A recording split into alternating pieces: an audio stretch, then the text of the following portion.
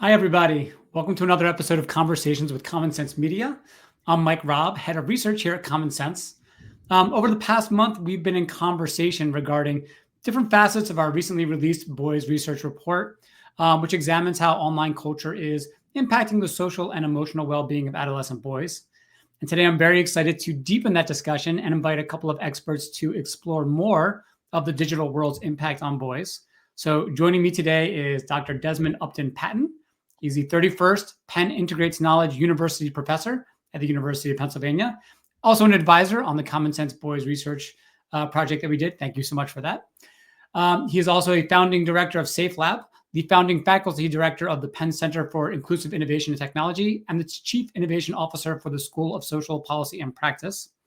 Professor Patton's groundbreaking research examines the relationship between social media and gun violence, grief, and loss, focusing on how online communities influence offline behavior.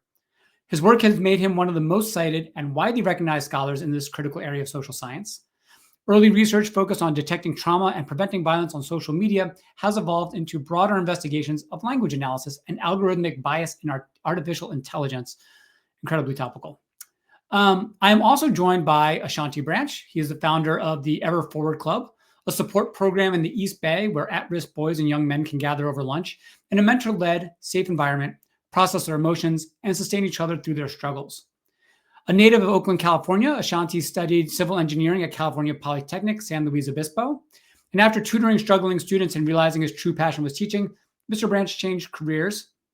In 2004, as a first-year teacher, Ashanti started the Ever Forward Club to provide a support group for African-American and Latino males who are not achieving to the level of their potential. And since then, the Ever Forward Club has grown to serve both young men and women and become a 501c3 nonprofit organization. The Ever Forward Club created the Million Mask movement after being featured in the documentary The Mask You Live In, and is on a mission to remind 1 million people around the world that there is more to me than people can see.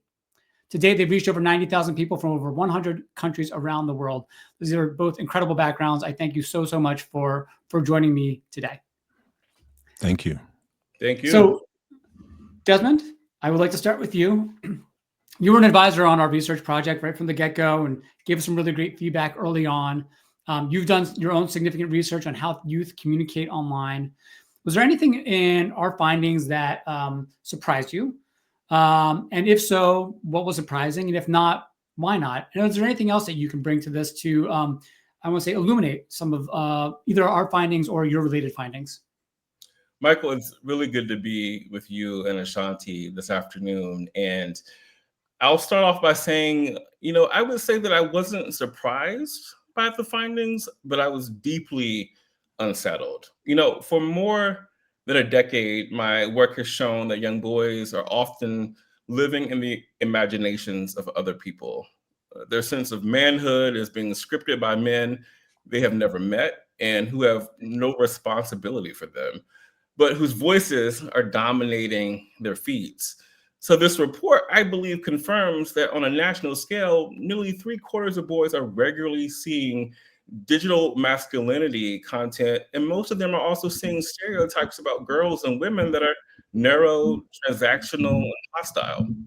So for me, the core story is a familiar one. Boys learning how to be a man from online performance, not from relationships. And those images, I believe, are powerful and they're repetitive. And they do not leave a lot of room for vulnerability or kindness or even confusion, which I believe are all a part of a normal part of growing up. The other piece that really stands out to me is the role of algorithms. And most of the boys in this study did not go searching for this content. The content found them. And the majority say that this material simply appeared in their feeds. And we know many platforms optimize for what is most extreme and emotionally charged. So what does that mean? I think this means, for me, the worst ideas about masculinity are not just sitting on the internet. They are being packaged, pushed, and consumed at scale. And they're shaping how boys see themselves and how they see other boys, and also how they see girls and women. So for me, these findings are less of a surprise and more of a loud confirmation that the design of these systems is now a key site of boyhood. Yeah, and it is a confirmation. I think probably something that we've maybe already felt, especially there's a lot of online news articles. There's a lot of chatter, I think, about boys and what they're seeing online right now. Do you, in your own research, I mean, you mentioned kind of the kind of narrow, the narrow kinds of content that kids are exposed to that might not include all the many different ways that, you know, somebody can be a man, including like being vulnerable in different ways or being able to share. In your own research, do you find that, or do you find pathways in which boys do find that content? Are you asking about finding positive content? Yeah, yes. How I am asking about like how do they find it? Because if like the algorithm is really just serving it all up, like what are the alternative pathways? How do we steer people more toward you know, better stuff online? Yeah, absolutely. But I think it really depends on the network that they are a part of. And I think that there are some young boys and young men who are intentional about cultivating a network, particularly on social media, in which they are exposed to and experiencing other young boys and men who kind of fit the values that they see for themselves, or they have relationships that help to orchestrate the kind of content that they see.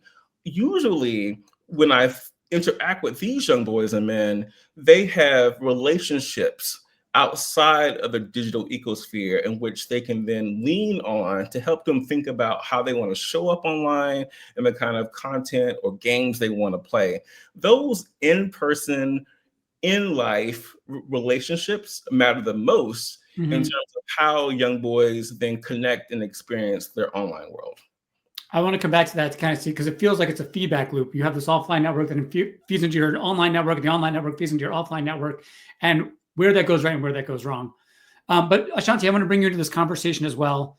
You came up with this great concept for the Million Mask Movement. This is an initiative to help young people unpack their emotions and to engage in, you know, open, honest dialogue. This was, you know, a theme that we definitely found in our report as well, where we find that boys are not able to receive emotion and make themselves vulnerable, even at the same time as they say they can care and support other people. So can you tell us a little bit about what prompted this movement and the impact that you've seen in terms of how adolescent boys handle their own emotions? Yeah, thank you. So when we were invited to be a part of a documentary, I was working at Fremont High School in Oakland. I was a dean there. I just transitioned from teaching to administration, just finished my administrative credential. And as a dean at my old high school, I graduated from Fremont High School. I saw these young men who were brilliant, but the way they get measured by brilliance on their report card, you wouldn't say they were brilliant. But they knew how to avoid anything they didn't want to do in creative ways. And I was like, you're doing this all for the sake of getting out of work, and you're not helping your own cause of your future, you know?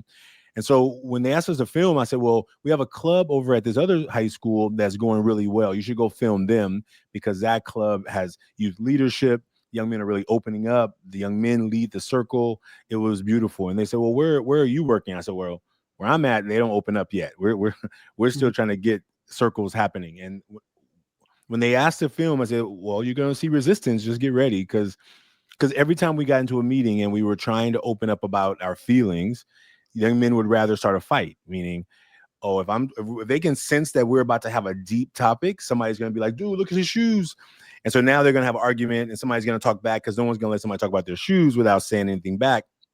Oh, look at his hairline. So they're going to say something to derail the conversation, because they felt like it was going to get too deep. Yeah. And so when I would say, well, I've tried everything. I've tried all my magic tools. And leading up to the filming, I said, well, what if I don't make them talk about it? Because I know how afraid they are to talk about it. What if I don't have them talk about it? What if I just have them write it?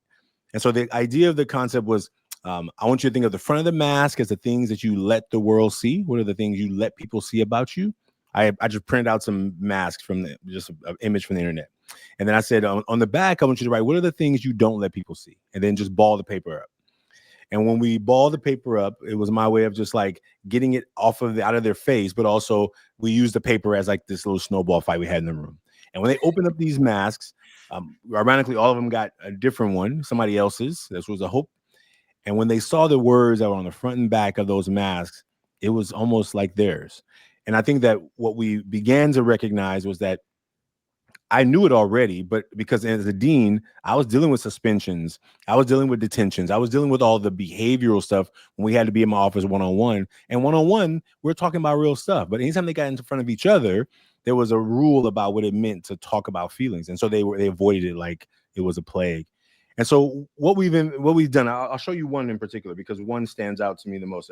We've made masks around the world, but what we invite young men to do is this understanding of, and I want to make sure you can see it. So tell me if you can see this image. Can you see the image on the screen?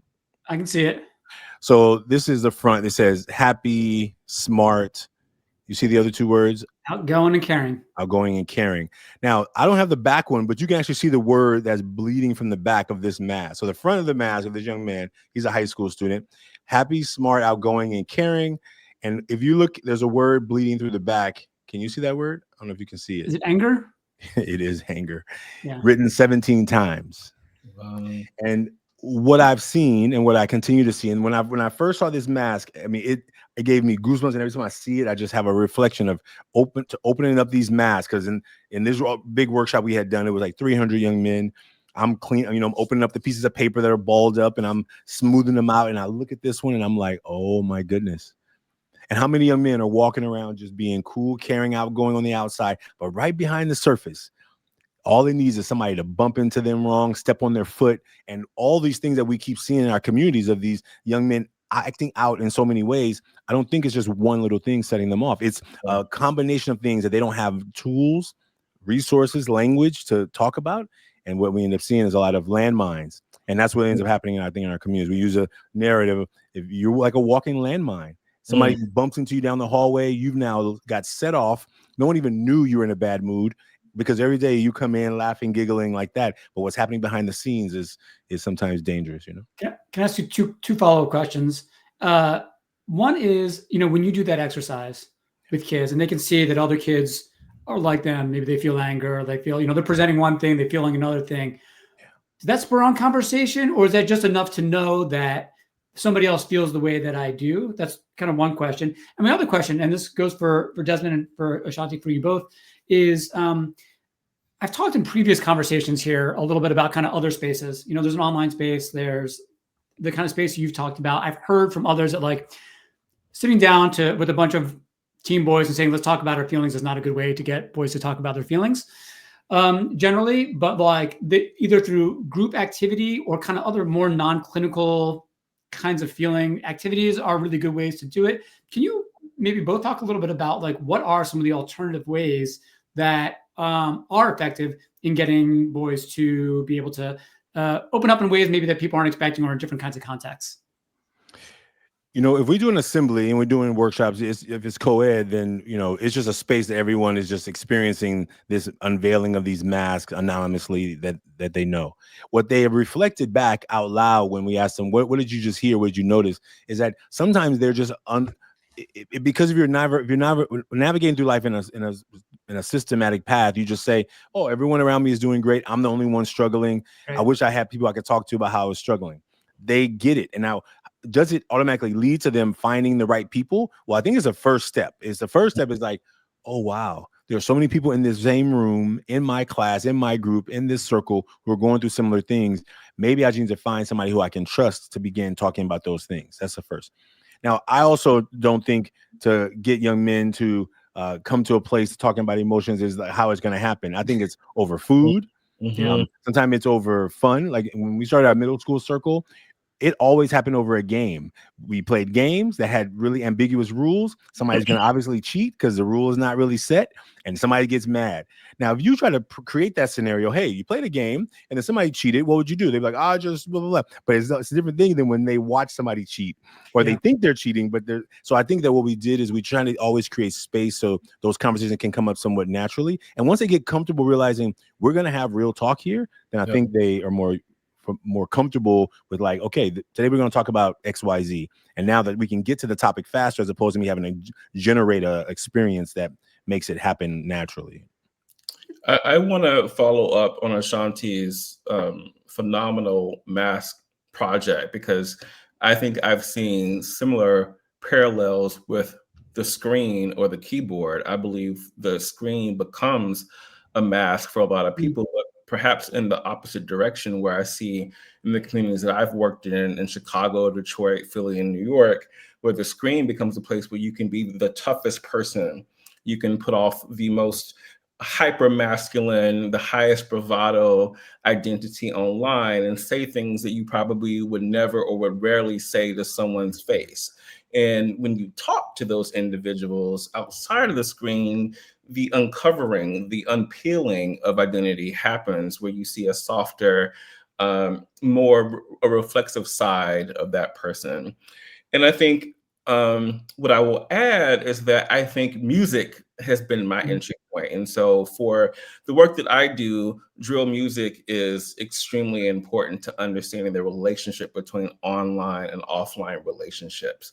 And I can have deeper conversations with young people about emotions when we talk about drill music or other forms of hip hop, right? And what I have done is very similar to the Mass Project, where I will uh, reflect back Instagram posts that someone posted around a drill music lyric that may be reflective of an experience happening in the neighborhood or a recent loss in the neighborhood, and having people kind of pick that apart and help me understand the hyperlocal language of the context or nuance that is embedded in that post then allows them to talk about the emotions that are associated with the words that they have chosen or the emojis that are used or any other memes that might characterize that post as well. They're not going to come to me and say, wow, that loss is really hard. But they will say, oh, that lyric was dope. And I think they're talking about grief. I've had a similar situation that happened in my life. And so the music becomes the conduit to being able to have deeper, more emotional conversations. Love that. I want to actually expand a little bit about thinking about some of that online experience too and what they're hearing. So you've done a lot of research about online youth communities, Desmond, and messaging. Your research wasn't necessarily focused on today's social media landscape, but maybe there are lessons that can be learned or different things that can be applied. What's different about the way that you see kids are communicating today, for better or for worse? And if you're a parent, right, how do you create a narrative or a counter narrative for a kid if they're not a part of that online community? How do you help them out? Yeah. So, when I started this work, we were mostly talking about Twitter and Facebook and texting. And it was still possible to think about being online as this place you visited. Yeah. But today, boys are living in a whole ecosystem, and almost all boys are on social media or gaming every day. YouTube, TikTok, multiplayer games with chat are not side hobbies. They are primary social spaces. And I think we have to reckon with that and understand that if we're going to be working with young people. The biggest shift in my view is the rise of the content creator as a central figure in identity development. And so we're not just talking about traditional celebrities, we're talking about people who have built intricate personas and large audiences from their bedrooms. And boys are listening. And most say creators inspire them or give them useful advice. A sizable share say an influencer has helped them through a tough time. And so then you layer that on top of AI. Algorithms decide what boys see. And now we have chatbots and AI companions that can feel incredibly personal. And so that brings boys closer and closer to audiences that appear powerful and confident and certain, even when the information is harmful or misleading. So compared to my earlier work, the difference is not just more platforms, it's that communication is more continuous, more personalized, and more intimate. And the distance between a 13-year-old boy and a highly produced masculinity script is now measured in milliseconds. And I think what I want parents to understand is that it is critically important to talk about the lives of your boys online. And a lot of times parents don't know what that first question should be. Yep. And I think it's the same questions that you ask your children every single day. But I would reframe them to talk about, well, who are your friends online? And what do you do online? Do you play games together? Do you share funny memes? Are there any times when things get a little tense or you feel like you're a little uncomfortable online? I think parents need to feel comfortable with asking the same questions that you would ask after school. Ask those same questions about their online life as well. We sometimes, parents come to Common Sense Media and they have questions about, like, I don't know what's going on with my kids online or their social media lives, any of that stuff. And in addition to just opening up that conversation, that's, first of all, we always recommend, like, keep that open line of communication. Try not to go into it with too much judgment. Yep. If you come at them real hard, they're going to pull back. They're not going to want to talk. But, one thing that we've also suggested, and this works for some families, not all families, is like, man, if you're really scared, ask your kid to give you like a little bit of a social media tour. Like, just show me, like, what are you looking at on Instagram? Like, can I just see for like a couple, scroll through? I'm just curious, like, what you're seeing. I think that actually alleviates a lot of, it may be stupid stuff that the parent has no interest in, but like, it may also alleviate some concern about, like, I thought this was going to be a lot worse than it actually was. And that can be a good tool, I think, to just kind of get a handle on what kids can actually see. But so, Ashanti, what about you? What differences do you see in how boys communicate, right now versus when you were starting this work, with the Ever Forward Club 20 years ago? Yeah, I mean, I think the one is there was not a phone in everybody's pocket, right? So when we needed to contact a student, we would call the parent and then we would pass the phone to the young men and then we would have a conversation. Now they have a phone, so we text them directly and then you be left unread for a day, a week, and you're like, dude, what's going on? And you had to pick up the phone, you call them, you're like, hey, I sent you a text last week. Oh, yeah. Yeah, I've been meaning to get back to you. And so whatever their story is about why they didn't get back to you, my goal is never in the idea of like, let me try and figure out how to make you feel bad about it. But like, hey, I'm trying to like connect. And if this is your tool to connect and this is what you use, I need you to respond, right? And so I think because they have power in that device allows them. Now, sometimes I have to go to parents. I'll call the parents, say, hey, I'm trying to reach out to him. Where is he at? Can you have him call me? Or can you call me? Can you call me when you're with him? Right. And I think sometimes it's like, I prefer not to do that. But I also know that I'm trying to compete with $1 billion device that's in their pocket. Like, I don't think I'm that smart, cool, talented, charismatic, or anything that I can compete with the billions of dollars that were invested in keeping their attention away from anything that's going to do them good in wellness. I think that the ability for us to have these devices. I love my phone, and I tell young people all the time, I'm gonna talk bad about it, but I love my phone. And I found myself on a 2-hour scroll roll, and I swear it was 11 p.m. I looked over at the clock over there. I know it said 11 p.m. and it was 1 a.m. And I just believed I saw an extra one in there because my eyes were crossed up. I'm like, what is wrong with you? Well, I don't think it's just teenagers getting addicted to these devices. I think adults do it too. And I think adults who didn't have it when they were young think that kids can just put it away, or think that kids can just be like, oh, whatever, your friends, they don't want to be your friends, ignore them. Because we've had a lot of practice as adults to write people off. But when you're a kid and that's your whole world, some adults have forgot what it was like to be 12, 15, 17.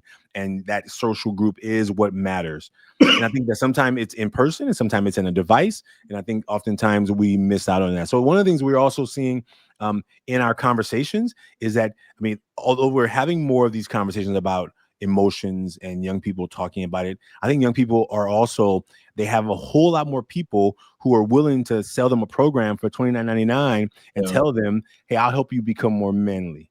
I'll help you become more tough. I'll help you become more masculine. I'll help you get more girls. And I think sometimes those messages, because they listen to messages in 15, 20-second sound bites, they don't know that the people they're listening to actually are full of harmful materials, because they don't watch an hour-long episode. They watched clips and they're like, oh, yeah, get strong. Oh, yeah, work out. Oh, yeah, clean your room. And then right after that person said that, all the 15 other things they said that were harmful, they didn't hear. And so I think that those are some of the things that are important. I think what you said about getting parents to like go on a dive with their kids. I think I've met some young men, even in my work. I'm like, hey, let me see your phone. Let me see what and they're afraid. They're afraid, embarrassed. They're like, no. I'm like, what's in there? Like, why are you? Now I do it on purpose. I do it to ask them a question. Like, what are you doing in that world that's so opposed to this world that we're in together that I can't see what's in there? And I think that sometimes it's shame, it's worry, it's doubt, it's worry that you're going to judge them. It's all those things that causes us to only find out after it's too late. Then we figure out a kid has been radicalized, but no one had ever stopped him long enough to say. And I tell parents, look, here's my, let me get careful here. I'm not a parent, right? I've raised my godsons, and I was clear to them, like, you live in my home, I'm in charge. Like, there are some things that you get to decide on. You get to decide what shoes you wear today and what clothes you wear, but you don't get to decide what time you come home, right? I'm going to decide on some things. And I think sometimes the fight for parents, it's hard. And I think sometimes that battle of like, well, it's my device, it's yours. Why are you making me show you what's in it? If you bought it for me, the arguments that happens causes parents to like try and be like, okay, fine, I'm gonna just trust you. And there are a lot of people out there who are willing to tell our kids harmful things if we're not careful. Yeah. I can't believe we've only got 4 minutes left already. And so before we go though, if we can, just thinking about your own work, your own experiences working with boys, do you have a recommendation? You can put this at any level, as a parent, as an educator, as somebody who works in the community. What's one recommendation you have for driving positive change for boys right now? Yeah, I'll kick it off. I think about this in 3 levels, right? I think first, we really need platforms to stop treating harmful masculinity content as just another engagement opportunity. I think that means auditing recommendation systems and dialing back promotion of the most extreme material and elevating content that models healthy, caring versions of being a boy into a man. Second, I think we really need to invest in positive digital spaces for boys. That includes creators, gamers, community organizations that center respect and joy and care, and not just dominance and hustle. And then lastly, I will end with researchers, youth, and technologists need to be in the same room together to think about the next steps. I think boys themselves should be co-designers of interventions, from product features to school-based programs. They know the language and the culture better than any of us. And so we need to be collaborating together. Yeah, I don't think StreamYard allows me to smash a thumbs up button 100 times, but I would have during what you just said. Especially given my work and what I just, went through looking at boys' online content. There's just the amount of, it's not all crap, but it's a lot of crap. There's good stuff out there. And I don't want to posit that all masculinity content is bad. Like, it's not. I mean, some hustle culture stuff's good. Building muscle and working out can be good. It's just what it gets paired with some other really negative stuff that gets, really makes me start to worry. But anyway, so Ashanti, what about you? You have a last recommendation. Yeah, I wish we had more time, Dr. Patton. It's so good to be in the space with you. Michael, thank you so much. So here's my ask for folks out there, parents, teachers, coaches, mentors, people caring about this topic. I invite you to go to millionmask.org, make a mask. Take the experience anonymously to think of 3 things that you let the world see, 3 things you don't. Submit the mask. Take a tour in the gallery and see what other people in your age group, how you identify, are also sharing their masks. I think that parents, if parents could begin having healthier conversation with their young men, I think that we would eliminate so many barriers. I think that young people know how to do parents. They know how to talk parent talk. They know how to go to school. They know how to play. They know how to navigate the world. It's called the mask. They got their school mask, their home mask. They got their weekend homies mask. And I think if we can begin making space for them to say, hey, I'm really going through something, and I know I can go talk to someone about it. I think that is critical. And look, I've done this work for a lot of years. I've known young men for 15 years, and I call them. I have a feeling. I call them. I'm like, hey, what's going on? You've been on my mind. Yeah, I've been going through it. And I'm like, why haven't you reached out? You know what I'm saying? Well, I don't want to bother you. I'm like, dude, I've known you since you were 16. You're 32. Like, I'm going to be busy all the time. Bother me. And I think that it's sometimes hard to erase those messages that tells us that telling somebody what we're going through burdens them. And I think that even though you tell people that I'm here for you, they need to be reminded sometimes, because they don't want to burden others. And we've been told in this masculinity role that we shouldn't burden others. We should figure it out by ourselves. And right. I think that's the danger. So anyway, I could talk about this forever. I'm so glad to have been in this conversation. But millionmask.org, make a mask, and then invite your family, your community to make a mask. And I believe that when you have those real conversations, it begins to break down those walls that, okay, it's not just me. I can't thank you both enough, Ashanti Branch and Dr. Desmond Patton, for joining us in this great conversation, which we've really only kind of done the tip of the iceberg here. But thank you so much for joining us today. And thank you all who have signed on to this conversation with Common Sense. We hope we'll see you in the future, and stay tuned for future research releases also about adolescent boys in the not too distant future. Thank you all very much.